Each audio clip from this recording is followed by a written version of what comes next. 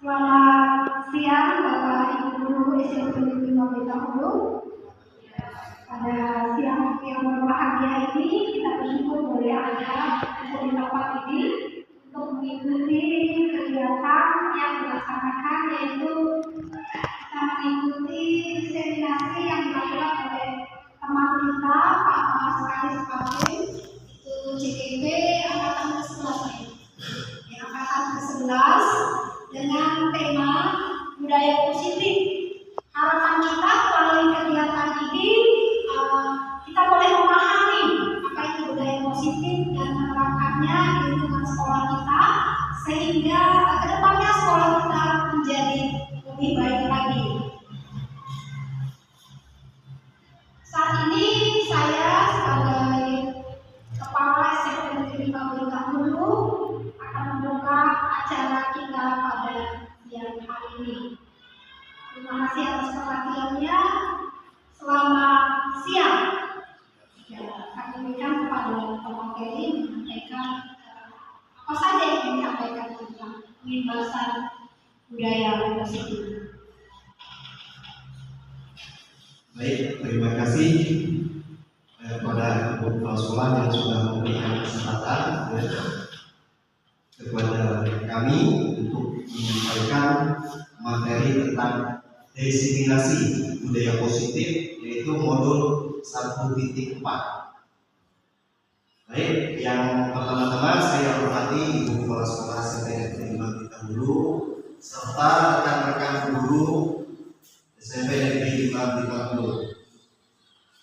Pada hari ini saya berterima kasih kepada bapak-bapak, ibu-ibu yang sudah meluangkan waktunya, yang mana pada hari ini sesuai dengan tugas kami sebagai guru penggerak di angkatan 11, kami sudah menyelesaikan beberapa modul, di mana modul yang pertama yaitu tentang filosofi pendidikan, kemudian yang berikutnya tentang peran guru penggerak, kemudian tentang visi guru penggerak, yang modul 1.4 yaitu tentang budaya positif yang nantinya akan kita terapkan di sekolah kita.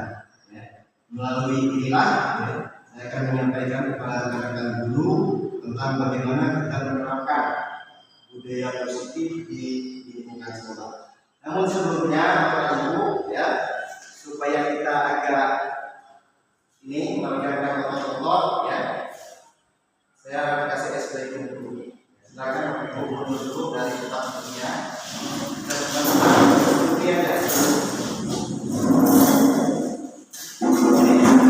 Ini senang Bapak Ibu.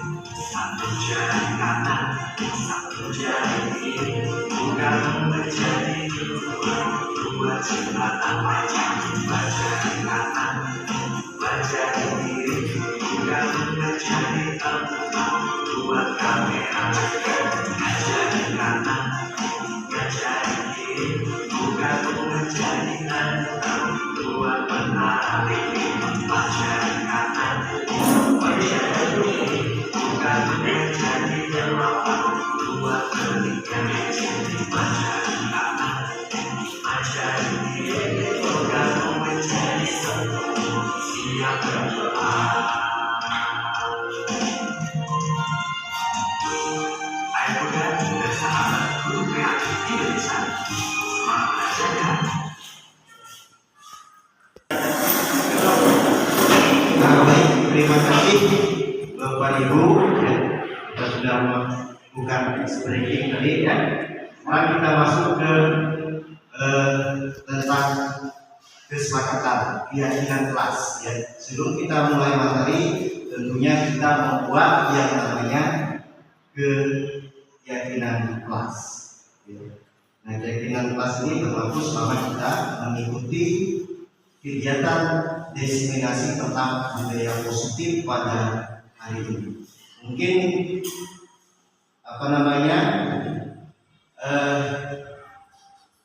kesepakatan kelas ini saya buat yang pertama contohnya di sini, yaitu mengikuti kegiatan mulai dari pertama sampai akhir kegiatan. Khususnya itu contohnya daripada kesepakatan kelas dan ada yang menggunakan kesepakatan kelas ya untuk kegiatan kita sekarang. Kesepakatan kelas tadi udah mengikuti dari awal sampai akhir. Mungkin apa lagi ya?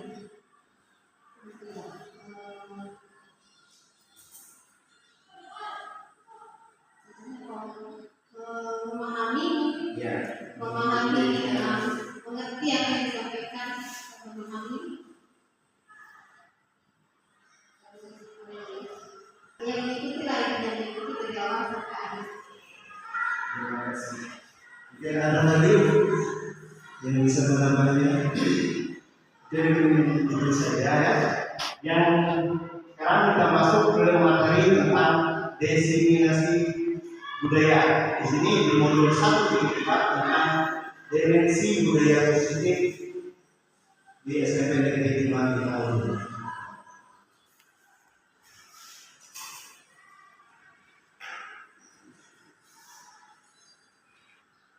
Ya, jadi materi yang kita bahas pada hari ini yaitu yang pertama perubahan paradigma belajar. Yang kedua disiplin positif, tentang disiplin positif. Yang ketiga tentang teori motivasi manusia. Kemudian yang keempat tentang kebutuhan dasar manusia. Yang kelima posisi kontrol restitusi. Dan yang keenam keyakinan kelas yang menuju segitiga restitusi. Nah, baik, kita masuk kepada materi yang pertama, yaitu tentang perubahan paradigma. Berdasarkan filosofi Ki Hajar Dewantara bahwa guru ibarat seorang petani yang menuntut tumbuh kembangnya adalah ibarat menyemai padi, menyemai bibit jagung dengan cara menyiapkan lahan dan merawatnya, menyiram dan memupuk agar jagung tersebut secara maksimal. Seorang guru ibaratkan seorang petani yang mengandung maksud bahwa seorang guru tugasnya mengusahakan kelas sekolah menjadi lingkungan yang menyenangkan sesuai dengan kodratnya.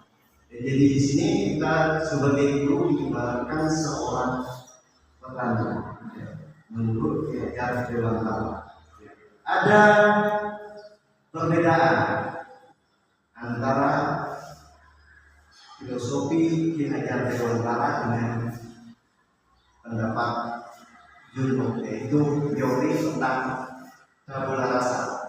Menurut Junlok bahwa anak murid itu seperti kertas putih, yang apabila dicoret oleh seorang guru yang menggunakan tinta warna hitam, hijau, dan tinta warna merah, itu guru yang mencoret. Tetapi kalau menurut Ki Hajar Dewantara bahwa siswa atau anak tersebut sudah dibekali oleh keterampilan sejak dia lahir, kemampuannya dibekali sejak lahir. Jadi guru sebagai penuntun, ya, menuntun anak, menuntun kembangnya bagaimana menyerahkan anak, ya. Seperti seorang petani yang menanam bibit jeruk. Jadi dia mulai melihat lahannya, kemudian menyirami bibitnya, menanam, kemudian memupuk sampai menjadi. Itulah tugas seorang guru menurut kinerja dewasa. Kinerja dewasa merupakan tempat pendidikan kita, pendidikan. Karena ada semboyan yang diputuskan oleh Bapak Kinerja Dewasa, yaitu Kim Garso Sordodo Kim Bagia Masa Putri dan di depan sebagai teladan, di tengah memberikan motivasi dan di belakang memberi dorongan. Terus kemudian kita berdoa.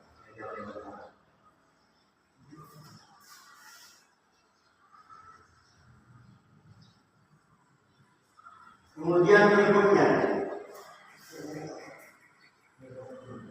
belajar, ya, berdasarkan teori kontrol, diusi kontrol untuk di Dr. William Glasser ini adalah seorang psikologi asal Amerika Serikat yang mengatakan bahwa ilusi guru mengontrol murid. Kemudian ilusi guru bahwa semua penguatan murid efektif dan bermanfaat. Kemudian ilusi bahwa kritikan membuat orang merasa bersalah dan dapat mengembangkan karakter pengembangan ilusi bahwa orang dewasa memiliki hak untuk merasa. Ini menurut William Glasser. Apa itu disiplin? Ya. Disiplin berasal dari bahasa Latin, jadi disiplina, yang artinya belajar. Ya. Kemudian disiplin muncul dari motivasi internal dari dalam diri seseorang, ya, yang kuat. Ya. Jadi ada faktor internal dan faktor eksternal. Jadi motivasi. Kemudian menggali potensi diri menuju sebuah tujuan yang diyakini. Ya. Kemudian mengontrol diri, menguasai diri untuk memilih tindakan yang sesuai dengan nilai disiplin positif. Jadi itu adalah apa yang dimaksud dengan disiplin. Belajar, ya, bagaimana menerapkan disiplin itu, ya, di sekolah kita. Ya. Kemudian berikutnya contoh kebajikan universal. Ya. Kebajikan universal ini, yang pertama beriman dan bertakwa pada Tuhan Yang Esa, berakhlak mulia, kemudian berkebijakan global, bertanggung kreatif dan bernalar ini sesuai dengan profil pelajar Pancasila. Beriman, ya, Pancasila ini merupakan suatu kebaikan yang ditanamkan di sekolah, ya, yang sifatnya universal. Kemudian murid, sikap murid, ya, toleransi, rasa hormat, kemudian empati, antusias, ya, kemudian integritas, menghargai, percaya diri, jujur dan hati dan lain-lain. Itu sifat murid yang perlu ditanamkan di lingkungan sekolah. Sifat toleransi bagaimana cara dia memberikan rasa toleransi terhadap orang lain, dengan rasa hormat pada guru, orang yang lebih tua, kemudian kepada sesama mereka. Kemudian yang berikutnya teori motivasi. Ada 3 teori motivasi manusia. Yang pertama, menghindari ketidaknyamanan hukuman, ya, tidak nyaman hukuman. Kemudian berikutnya mendapat imbalan penghargaan dari orang lain. Kemudian menjadi orang yang diinginkan dan menghargai diri sendiri dengan nilai yang Ini adalah teori motivasi yang akan digambarkan. Nah, kesimpulan teori motivasi yang pertama berdasarkan ketiga alasan tersebut. Tindakan pendisiplinan dengan perhitungan atau memberi imbalan bisa disebut motivasi eksternal dari Tuhan seseorang. Kemudian dalam hal tersebut tidak akan bertahan lama, barangkali dengan dukungan dan imbalan siswa memang menjadi patuh, tetapi kepatuhannya hanya bersifat sementara. Ya. Dan kedisiplinan yang diterapkan tidak mengubah karakter siswa menjadi lebih baik. Ini ya, ini faktor teori motivasi yang dari luar, ya, luar diri manusia. Kemudian kita masuk ke berikutnya yaitu tentang kebutuhan dasar manusia. Kebutuhan dasar manusia berdasarkan beberapa penelitian dan kategori Boto, semua manusia memiliki kebutuhan, bahkan semua kesalahan yang dilakukan tadi pasti memiliki alasan untuk kebutuhan manusia. Ada 5 kebutuhan dasar manusia. Yang pertama kebutuhan bertahan hidup. Kebutuhan bertahan hidup yaitu fisik dan bersifat fisik, tentunya kebutuhan sadar, pandangan dan tempat yang diperlukan oleh manusia. Kemudian yang berikutnya kebutuhan cinta kasih, cinta dan kasih sayang, penerimaan. Ya, seseorang ini merasa diterima, merasa dicintai. Ya. Contohnya di lingkungan keluarga, kasih sayang orang lain, ini kita ada kasih sayang. Kemudian kebutuhan penguasaan, ya. Pengakuan atas kemampuan seseorang ingin diakui, ya, kemampuannya atas kemampuannya, jadi dia ingin menjadi kebutuhan penguasaan. Kemudian yang keempat kebutuhan kebebasan, kebutuhan akan pilihan. Jadi dia memiliki kebebasan untuk memilih hal apa yang dia inginkan. Kemudian yang kelima kebutuhan atas kesenangan. Ya, jadi ada 5 ya kebutuhan dasar yang ada pada diri manusia, termasuk pada peserta didik. Kemudian berikutnya yang kelima yaitu posisi kontrol restitusi. Ya.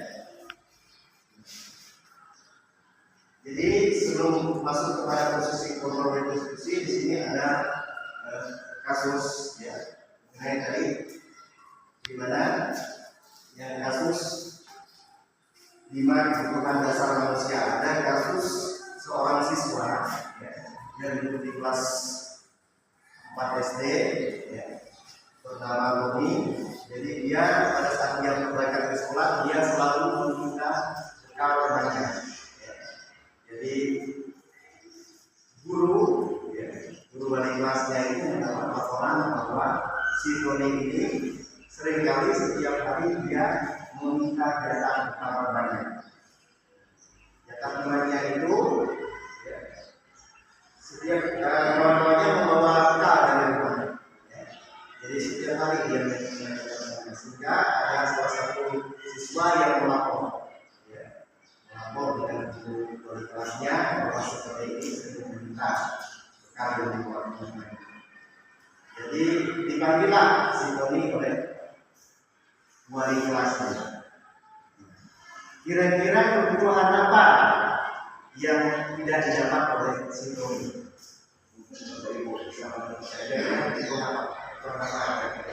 Yang tidak didapat si Tony sehingga dia meminta jatah dari bekal temannya. Dari kelima kebutuhan dasar ya,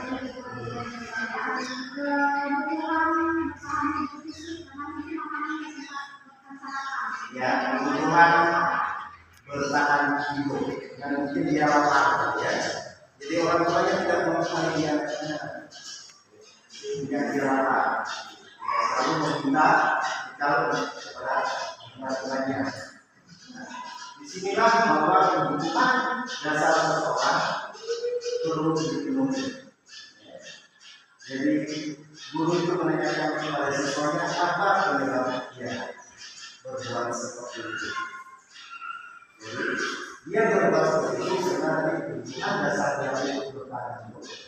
Hanya dia lapar, tidak mau makanan, dia sering minta karena kepada teman-temannya. Inilah contoh daripada kebutuhan dasar. Mungkin kebutuhan kita dan kasih sayang, mungkin perhatian itu orang-orang di rumah kita, sehingga dia mengingatkan dan hal-hal yang negatif menjadi perhatian. Ya, di luar yang tahu ya kemudian terjadi pulang merasa diperhatikan, orang merasa kebutuhan tadi tidak terpenuhi di bukan keluarganya. Ini kan. Baik, kita lanjut ke yang berikutnya. Posisi kontrol restitusi. Posisi kontrol restitusi kita hilangkan untuk restitusi. Karena restitusi adalah penyelesaian masalah. Kita lihat dulu posisi kontrol restitusi. Berdasarkan teori motivasi tadi, maka penerapan di sini siswa harus melakukan dengan alasan yang ketiga, yaitu siswa melakukan perbaikan sesuai dengan identitas atau motivasi internal yang ini berjangka panjang dan membuat siswa semakin kuat secara karakter. Menurut William Glasser, ada 5 posisi kontrol. Posisi kontrol yang pertama yaitu sebagai pemangku. Kemudian yang kedua sebagai pembuat rasa bersalah. Yang ketiga sebagai teman. Kemudian yang keempat sebagai pemantau. Yang kelima sebagai manajer. Jadi posisi kontrol yang kita terapkan di lingkungan sekolah biasanya sering kita lakukan tanpa disadari mungkin kan bahwa posisi itu tetap kita terapkan di lingkungan kita. Ada 5 posisi kontrol. Tentunya kita sudah pernah melakukan posisi di mana kita menempatkan diri kita seperti ini. Nah, posisi yang kontrol yang pertama sebagai pengukur. Orang-orang yang menjalankan posisi pengukur sangat biasa mengatakan bahwa sekolah memerlukan sistem atau alat yang dapat menekan murid lebih dalam lagi. Jadi menjalankan posisi pengukuran, dia menganggap bahwa hanya posisi ini yang berhasil bisa dia lakukan di sekolah, ya, dengan mengukur, dengan posisi kita sebagai pengukur. Berikutnya lagi posisi pengukur, guru-guru yang menerapkan posisi pengukur akan berkata peraturan saya, atau awasi kamu selalu salah ini, kamu pasti selalu yang salah, selalu guru seperti ini senantiasa percaya pada satu cara agar pelajaran bisa berhasil dengan cara. Jadi guru seperti ini menganggap bahwa dengan cara mengukur, dengan cara dia pasti pembelajaran siswa ini akan berhasil. Ini kita menempatkan posisi kita sebagai posisi pengukur. Berikutnya membuat rasa posisi kontrol yang baik, membuat rasa. Kemudian berikutnya berapa kali Bapak harus memberitahukan ini bentuk daripada posisi kontrol, ya. Jadi umpamanya siswa itu datang, dia sering terlambat, dia datang ke sekolah, ya. Dipanggil oleh guru wali kelas atau guru, ya. Hanya kamu saja yang dapat dia. Tidak ada utama orang lain. Kamu terus mengingatkan ini adalah posisi kita di mana kita mesti merasa bersama. Ya, posisi kontrol. Kemudian berikutnya yang ketiga, teman. Ya, posisi sebagai teman. Guru pada posisi ini tidak akan menyakiti murid, ya, namun akan tetap berupaya mengontrol murid melalui persuasi, ya, melalui komunikasi yang sering persuasi. Ya. Teman pada guru biasanya negatif maupun positif. Ya, mereka akan berkata, ayo bantulah saya. Kemudian ini bapak ya, ayo ingat tolong bagi bapak sebagai ini. Kemudian dia sudah kali ini tidak apa-apa nanti ini kata-kata yang sering betul. Ya, itu dilakukan oleh guru dengan menempatkan dirinya sebagai teman. Ayo bantu ibu. Ya. Ayo bantu bapak. Lakukan demi bapak. Ya. Ini posisi kontrol. Jadi guru menempatkan dirinya sebagai teman. Kemudian hal negatif dari posisi teman, ini ada beberapa hal negatif ya, yang bisa terjadi dalam posisi teman. Yang pertama, bila suatu saat murid seperti tidak berlaku, maka murid akan kecewa. Karena dia ketergantungan, karena dia menganggap guru tersebut sebagai temannya. Apabila itu tidak berlakukan, kemudian murid merasa kecewa dan tidak lagi memutuskan. Kemudian murid hanya bertindak untuk guru tertentu dan tidak untuk guru lain. Karena dia menganggap pada guru tertentu ini bisa membawa dia sebagai teman, jadi dia bertindak dengan guru tidak untuk guru yang lain. Kemudian murid akan tergantung pada guru sendiri. Hanya guru tersebut sebagai teman. Jadi ini posisi kontrol sebagai teman. Yang berikutnya sebagai pemantau. Memantau berarti mengawasi pada saat kita mengawasi kita bertanggung jawab atas perilaku orang yang kita awasi.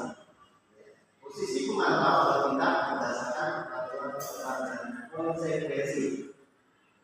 Untuk pertanyaan peraturan apa yang dapat dilakukan, sanksi apa, konsekuensi apa. Ya. Seorang pemantau sangat mengandalkan perhitungan catatan dapat digunakan sebagai bukti atau atas perilaku seorang. Posisi pemantau sendiri berawal dari teori psikologis yang menggunakan menjawab ya, itu ya posisi sebagai pemantau ini memberikan pertanyaan. Dia sebagai pemantau. Pertanyaan-pertanyaan seperti ini sering dilakukan. Apa yang dilakukan? Konsekuensi apa yang dilakukan? Bisa melakukan hal tersebut. Jadi guru tersebut menempatkan dirinya sebagai pemberian. Lanjut berikutnya, manajer. Posisi yang dimana sebagai manajer. Nah, posisi manajer adalah posisi di mana guru berbuat sesuatu bersama dengan murid dan mempersilahkan murid untuk bertanggung jawab akan pengaruhnya. Setelah itu murid tidak dapat melakukan diskusi atas sendiri. Dengan di sini guru selalu bertanya kepada murid yang benar. Yang pertama, apa yang kita yakini? Apakah kamu meyakininya? Jika kamu meyakininya, apa kamu bersedia memperbaikinya? Jika kamu memperbaiki ini hal ini, dan apa tentang dirimu? Apa rencana kamu untuk memperbaiki hal ini? Jadi ini sebagai seorang bagian untuk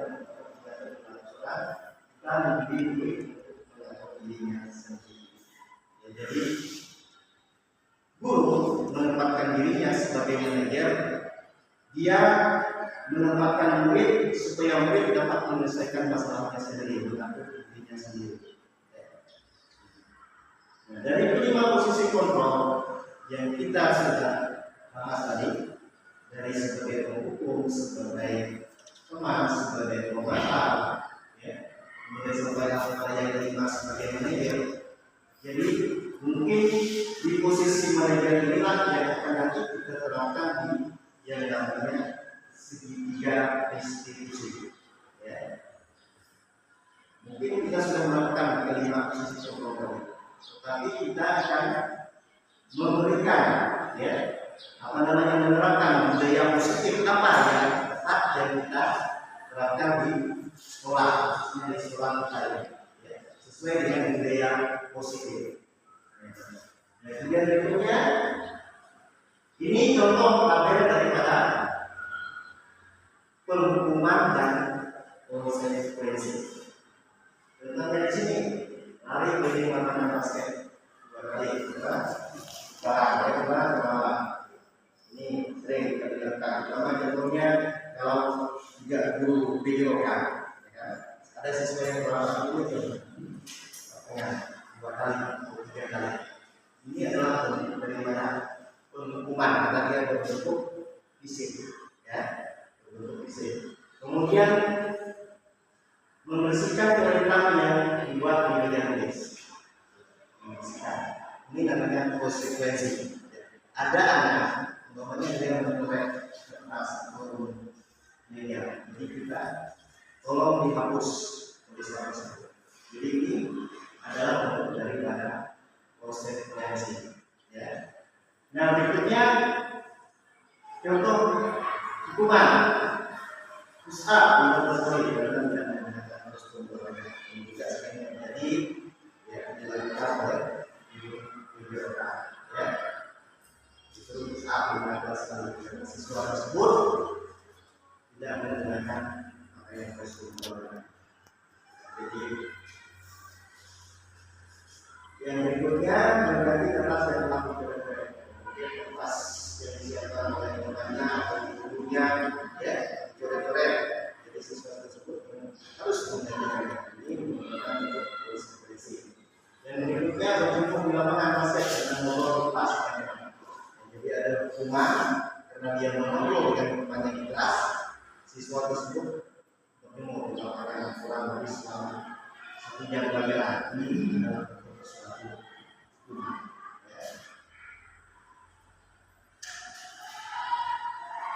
Nah, berikutnya tentu dari posisi kelima posisi kontrol tersebut, kira-kira posisi mana yang tepat yang bisa kita jadikan dari positif, yang bisa diterapkan oleh guru di lingkungan sekolah, kira-kira posisi yang mana? Penjelasannya kan? Dulu. Kalau saya sebagai dan situ dia menggali masalah, kemudian nanti menyelesaikan masalah murid, kemudian cari akar permasalahannya daripada penyelesaian. Nanti saya akan bayangkan dulu tentang cara penyelesaian menggunakan segitiga restitusi. Nah, yang berikutnya yang keenam tentang keyakinan keras. Keyakinan keras ada yang dinamakan keyakinan keras, ada yang dinamakan peraturan keras. Mungkin apa perbedaan antara peraturan keras dan keyakinan keras? Kira-kira mungkin ini lupa yang bisa bantu saya jelaskan tentang perbedaan antara ada keyakinan dan peraturan keras.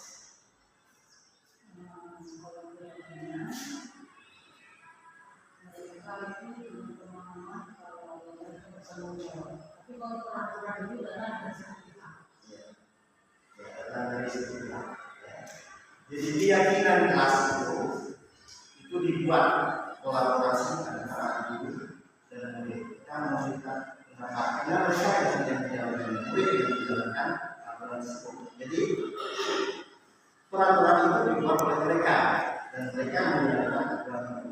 Ya. Sedangkan peraturan itu bisa dibuat oleh guru tanpa melibatkan murid. Itu perbedaan antara keyakinan kelas dan peraturan. Maka yang perlu diterapkan yaitu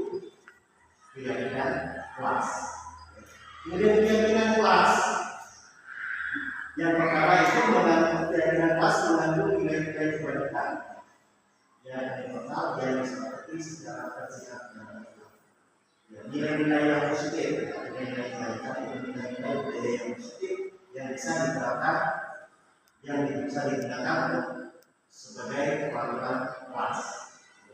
Kemudian berikutnya keyakinan kelas bersifat lebih abstrak daripada peraturan yang lebih dan konkret.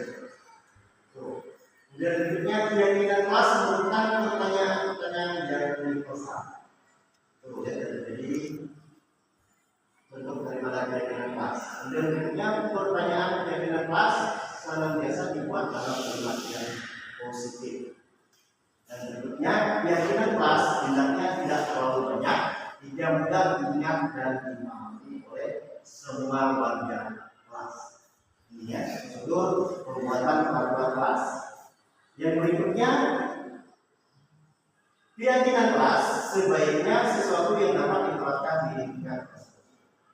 Jadi membuat keyakinan kelas, siswa yang membuat mereka menganggap bahwa keyakinan itu bisa dijalani oleh mereka, jadi keluar dari diri mereka sendiri.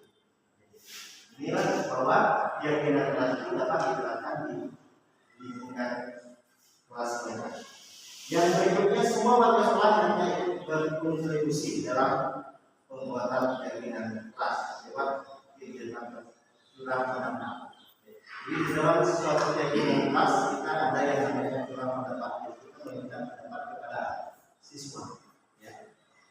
Kemudian bisa dengan cara mereka menulis apa aturan-aturan yang bisa mereka jalani.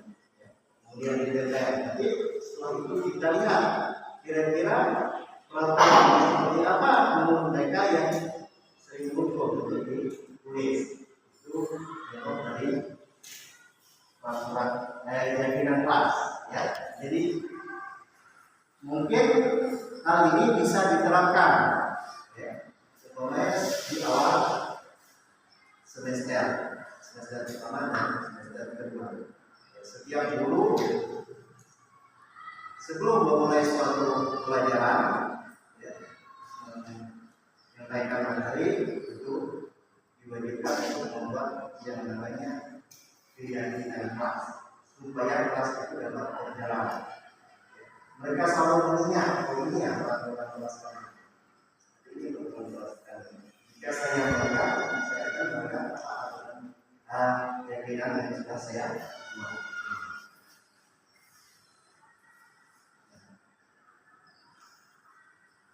Yang berikutnya prosedur pembentukan keyakinan sekolah atau kelas. Yang pertama mempersiapkan warga sekolah berpendapat.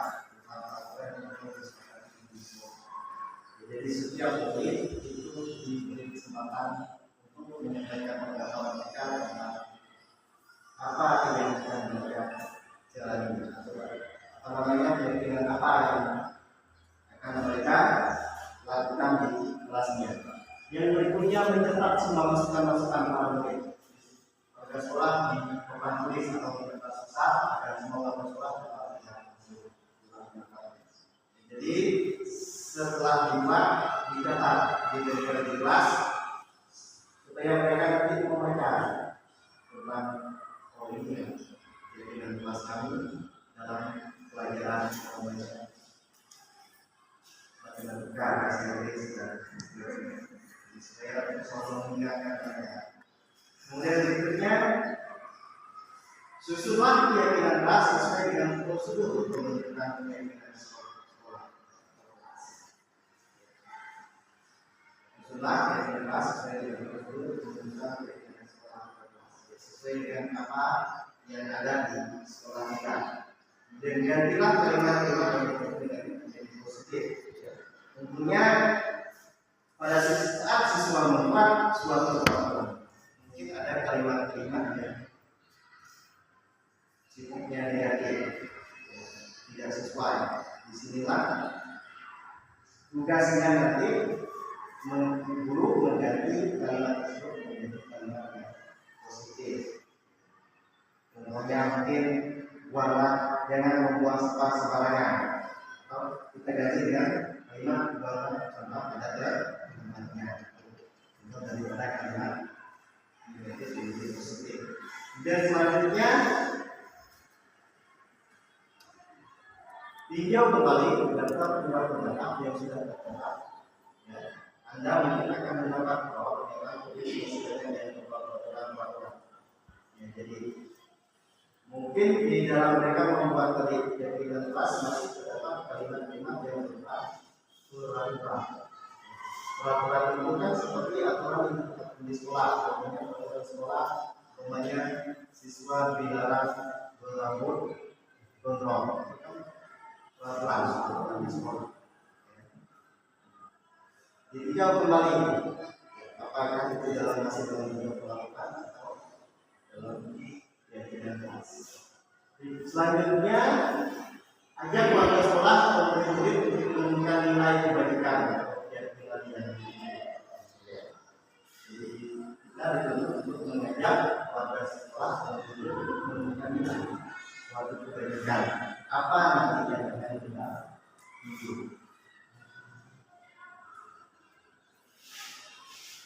Nah, setelah keyakinan sekolah atau kelas dibuat, maka semua warga sekolah kelas atau kelas dipersilakan menjawabkan dan menyetujui, bisa dengan penerangan atau tanda tangan atau dengan memo.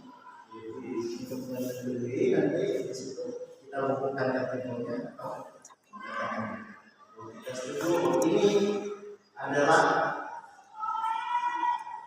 keyakinan kelas yang sudah kita buat. Konsekuensinya kita menjalani keyakinan tersebut.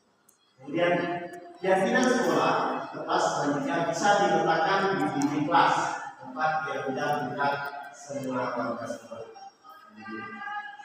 Ya, setelah selesai tadi kita buat, kita tempelkan supaya warga sekolah bisa melihat. Inilah keyakinan. Masuk kepada yang ketujuh, ini agak panjang materinya. Ini tadi yang saya jelaskan bahwa untuk menyelesaikan suatu masalah yang terjadi biasanya di sekolah, ya, ada cara baru. Ya. Ini merupakan cara baru ya, yang diterapkan. Ya. Kami sebagai guru penggerak ini juga baru menemukan hal yang dinamakan segitiga restitusi.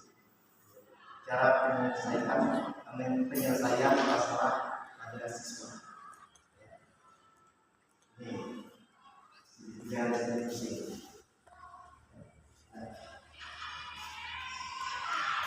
Restitusi adalah proses menciptakan kondisi bagi murid untuk memperbaiki kesalahan mereka sehingga mereka bisa kembali pada kelompok mereka yang kedua dosen 2012. Jadi proses menciptakan kondisi bagi murid untuk memperbaiki kesalahan mereka sehingga mereka bisa kembali pada kelompok mereka. Yang berikutnya, restitusi juga adalah proses kolaboratif yang mengajarkan murid dengan restitusi masalah dan membantu murid-murid berpikir tentang orang seperti apa yang mereka dan bagaimana mereka harus melakukan orang lain. Restitusi bentuk Josephus itu 190. Nah ini ada restitusi ya. Contohnya di sini anak yang selalu mengerjakan tugas dan selalu mengerjakan, kemudian tidak mengulangi dan menjadi dan solusi dan motivasi untuk menuju perubahan. Jadi nanti ada cara penerapan bagaimana menyelesaikan suatu masalah yang terjadi pada diri anak tersebut.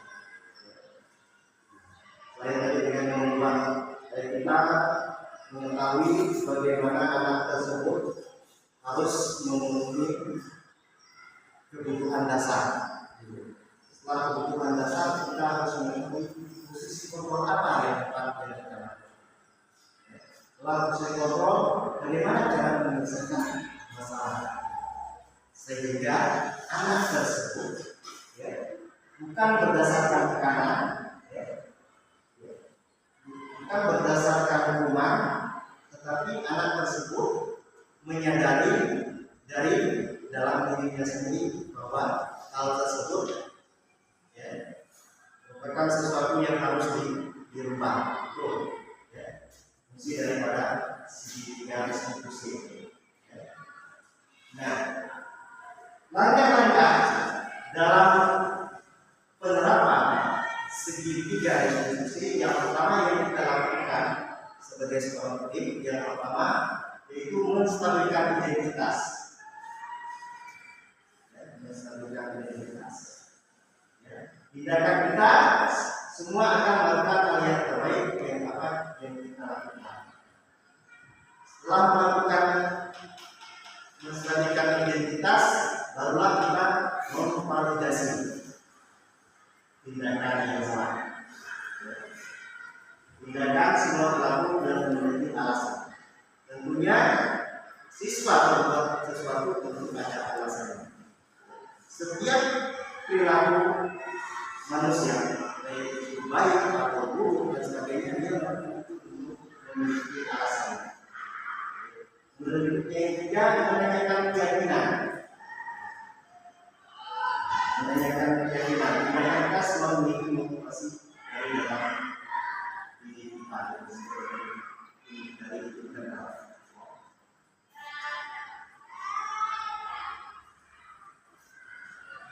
ini ada tabel yang pertama, contoh dari pertanyaan guru pada peserta didiknya. Yang pertama, menstabilkan identitas.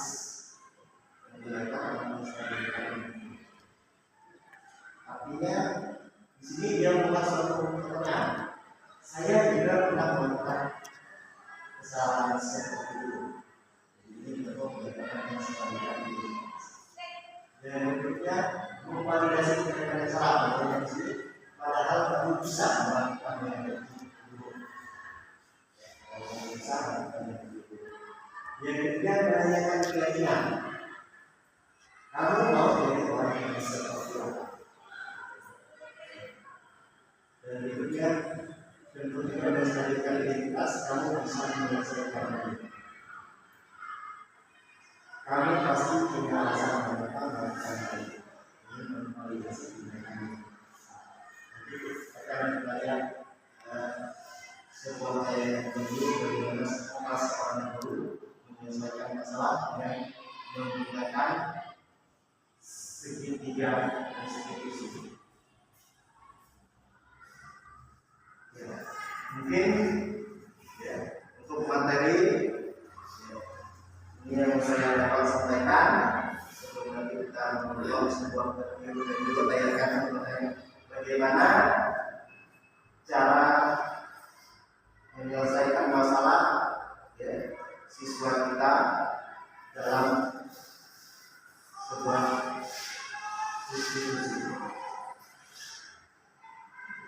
institusi yang bisa kita lakukan nanti di sekolah kita. Mudah-mudahan ini menjadi budaya positif yang dapat kita terapkan di sekolah kita. Jadi dalam untuk institusi ini ya, saya juga baru menemukan hal yang baru dalam pendidikan keperawatan. Institusi adalah proses dialog yang dijalankan guru atau orang tua agar dapat menghasilkan murid yang berdiri dan bertanggung jawab. Tapi tahapan segitiga institusi yaitu menstabilkan identitas, validasi tindakan yang salah, dan menentukan keyakinan. Pada tahap menstabilkan identitas dilakukan berdasarkan prinsip memulai kesalahan adalah bagian dari proses pembelajaran yang nantinya akan menjadi sakit dalam tujuan proses.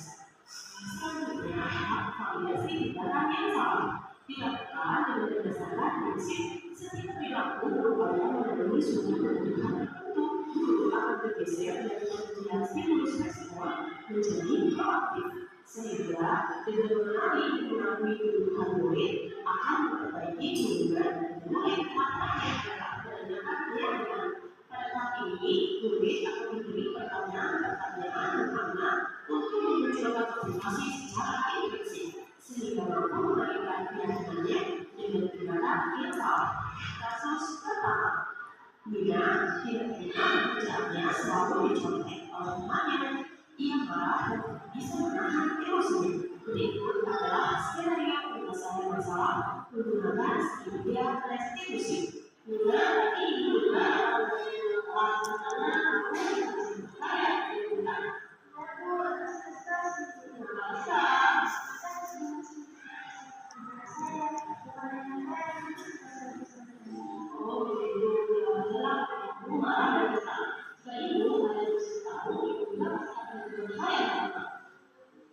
lalu apa yang dilakukan dengan kita?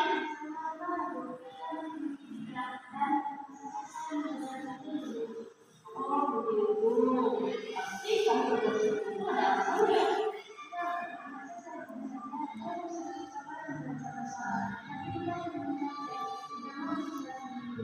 Ya adalah itu salah satu dari kata-kata yang tidak berguna baca itu. Misalnya mengukur. Sekarang ketika kamu salah satu gereja, apakah sesuai dengan yang kita suka? Menurut kamu, apa yang bisa dilakukan? Ya, menurut kamu, saya memakai hubungan itu betul tidak kamu? Baik, kalau kamu seperti jadi kira-kira apa yang harus kamu lakukan pada saat menjelaskan? Kamu bersedia untuk masalah ini? Apa yang akan kamu lakukan untuk membantu masalah ini? Ya, apa yang namanya?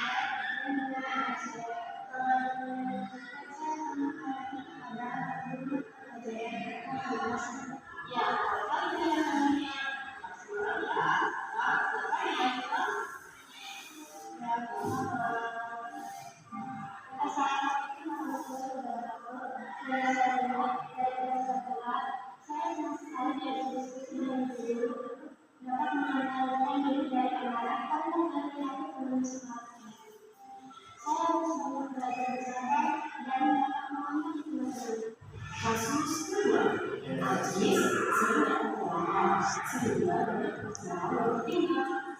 Itu ada sebagai penyelesaian masalah menggunakan najis tadi ibu sudah ada sebenarnya kata-kata sudah namanya yang berbeda dari kamu.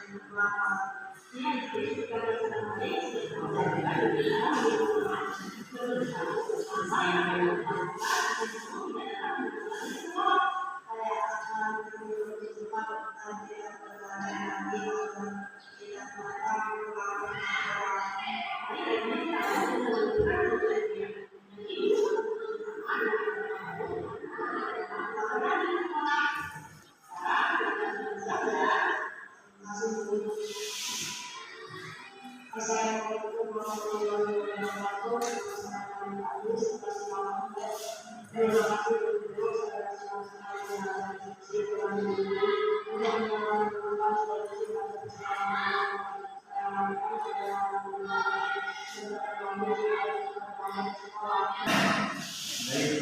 terima kasih kepada guru yang sudah menolong tadi cara bagaimana menyelesaikan masalah dengan menggunakan segitiga distribusi.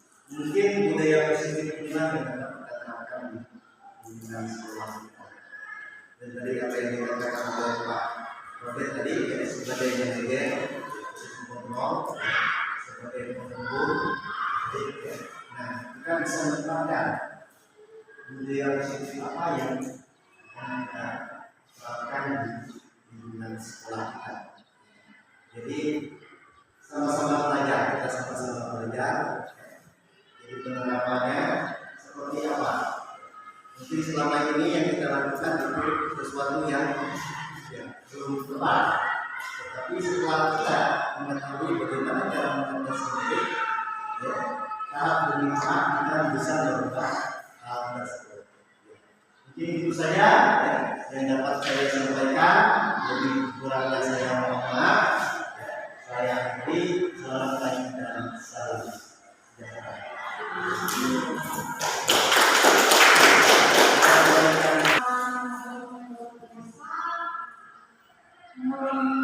Kita semua yang hadir saat ini bisa menerapkan budaya positif dalam pembelajaran sehingga selanjutnya kita bisa membuat siswa kita dapat bertanggung mereka dan kita mendorong mereka untuk memperbaiki diri secara mandiri. Mungkin itu yang saya sampaikan. Terima kasih Pak Askaris Kate. Ini selamat siang.